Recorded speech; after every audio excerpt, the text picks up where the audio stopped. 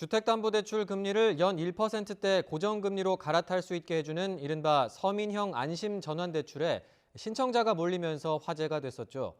그런데 과거에 시행된 안심전환대출의 실태를 확인했더니 저소득층 중심으로 중도 포기자가 속출했던 것으로 드러났습니다.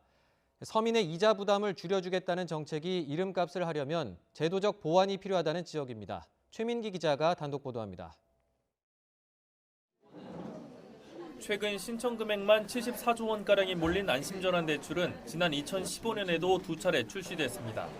서민 빚 부담은 줄이고 가계부채의 원금 상환과 고정금리 비중을 높인다는 취지의 정책금융으로 올해 또 나온 겁니다.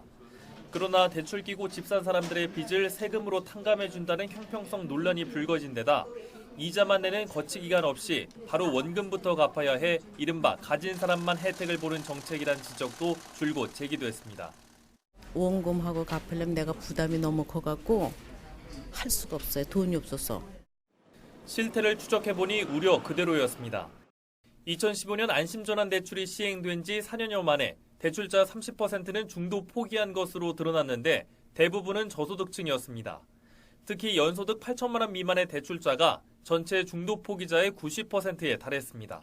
서민의 입장에서는 그것을 유지할 수가 없어서 중간에 어떤 그 담보물을 처분한다든지 아니면 다시 대출을 상환하고 갈아타기를 해야 된다든지 하는 그런 어려움이 있었거든요. 문제는 올해 출시되는 안심전환대출입니다. 이번에 서민형이라며 소득 요건을 부부 합산 8,500만 원 이하로 낮추다 보니 대출자의 평균 소득 수준은 과거 2015년보다 훨씬 떨어져 대출자들이 중도 포기할 우려가 되려 커진 겁니다. 금융위원회는 이런 우려를 인정하면서도 각자가 원금 상환 부담을 인지하는 것 외엔 사실상 방법이 없다고 밝혔습니다. 지난 정부에서 실패한 정책임에도 불구하고 정책적 보완 없이 간판만 바꿔서 다시 재탕 삼탕 내놓고 있는 것은 큰일입니다.